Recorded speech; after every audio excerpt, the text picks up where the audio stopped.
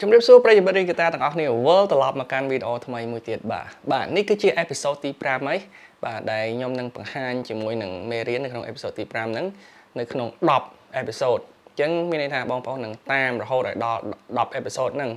ព្យាយាមអនុវត្តតាមឯខ្ញុំបង្ហាញ10អេពីសូតហ្នឹងអាចជួយបងប្អូនឲ្យមានមូលដ្ឋានស្គាល់មូលដ្ឋានគ្រឹះនៃការហាត់លេងថ្នាក់ហ្គីតាដំបូងដែលពិតប្រាកដដែលត្រឹមត្រូវបាទអូខេអញ្ចឹងថ្ងៃនេះខ្ញុំនឹងបង្ហាញបងប្អូនជាមួយនឹង scale ដដែលហាត់នៅលើខ្ទង់ហ្គីតារបស់យើងប៉ុន្តែយើងនឹង add on បន្ថែមពីមក position ទៀតមានន័យថា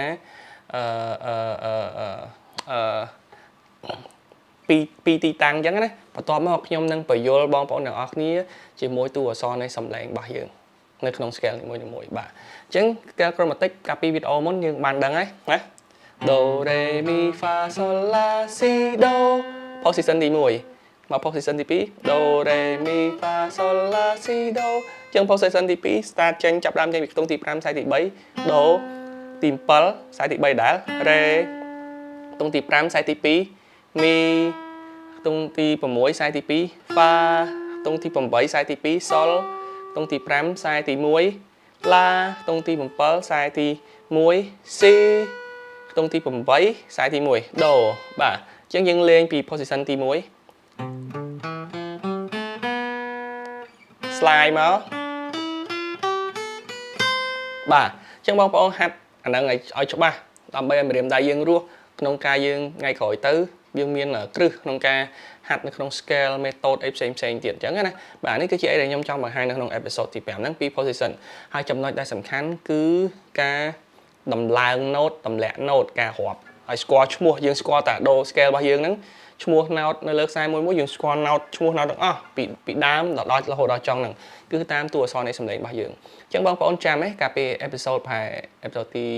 2ដែលខ្ញុំបានបង្ហាញសញ្ញា DS និង bemol អញ្ចឹង DS មានន័យថាសញ្ញាធុងឈូក bemol មានន័យគឺជាសញ្ញា flat សញ្ញាអក្សរ B តូចអញ្ចឹង DS មានន័យថាឡើងកន្លះ bemol មានន័យថាចុះកន្លះអញ្ចឹងនៅលើខ្ទង់ហ្គីតាឡើងពីស្ដាំមកឆ្វេងចុះមានន័យថាពីឆ្វេងមកស្ដាំអញ្ចឹងចុះមានន័យថាពីស្ដាំទៅឆ្វេងវិញអញ្ចឹងណាបាទអញ្ចឹងយើងឧទាហរណ៍នេះចំណុចទី2ណាដែលខ្ញុំបង្ហាញអញ្ចឹង do អញ្ចឹង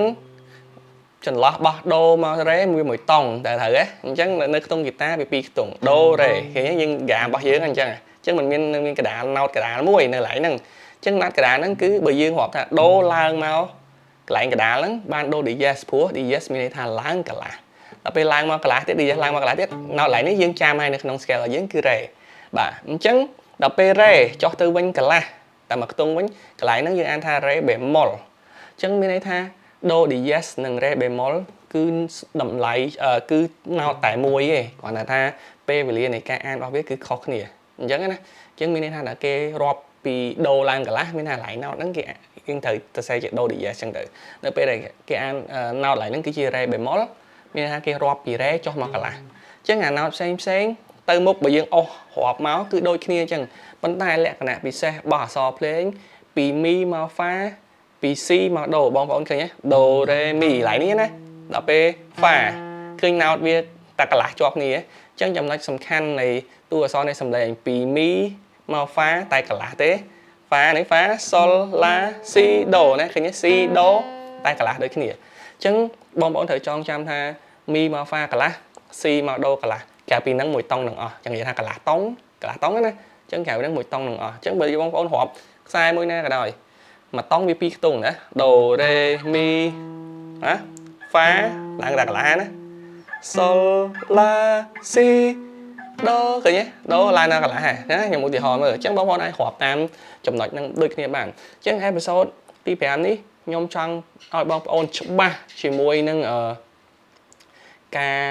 រាប់ឈ្មោះតួអក្សរនៃសំឡេងនៅលើខ្ទង់ហ្គីតារបស់យើងនៅពេលដែលយើងច្បាស់នឹងការរាប់ឈ្មោះតួអក្សរនៃសំឡេងនៅលើខ្ទង់ហ្គីតារបស់យើងហើយពេលបងប្អូនហាត់ scale ផ្សេងវាងាយស្រួលពេលបងប្អូនចង់ solo position នេះចង់រត់មក position នេះគឺងាយស្រួលមែនតើអញ្ចឹងនេះអ្វីដែលខ្ញុំចង់ណែនាំនៅក្នុង episode ទី5នេះដើម្បីឲ្យបងប្អូនអនុវត្តហាត់ទៀតដើម្បីឲ្យច្បាស់ដៃឲ្យថ្នឹកដៃនៅលើខ្ទង់ហ្គីតារបស់យើងទើបយើងចង់ឈានចូលទៅអារបៀប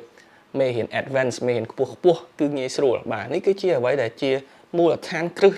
តែគេថាគ្មានអីក្រៅពីទម្រង់ហ្នឹងដែលបង្ហាញឲ្យបងប្អូនអាចយល់ក្នុងការដាក់ដៃលើខ្ទង់ហ្គីតាបានអញ្ចឹងណាគឺជាមូលដ្ឋានគ្រឹះមួយដែលជួយបងប្អូនមាំណាក្នុងការលេងហ្គីតាថ្នាក់ដំបូងអូខេអញ្ចឹងថ្ងៃនេះមានតែប៉ុណ្្នឹងសម្រាប់អេពីសូតទី5ហើយអ្នកដែលអត់ទាន់ Subscribe YouTube Channel រៀនហ្គីតា Follow Facebook Page រៀនហ្គីតាអីអាចជួយ Subscribe Follow អ្នកមួយមកណាអរគុណច្រើនយើងនឹងជួបគ្នានៅអេពីសូតក្រោយជម្រាបលា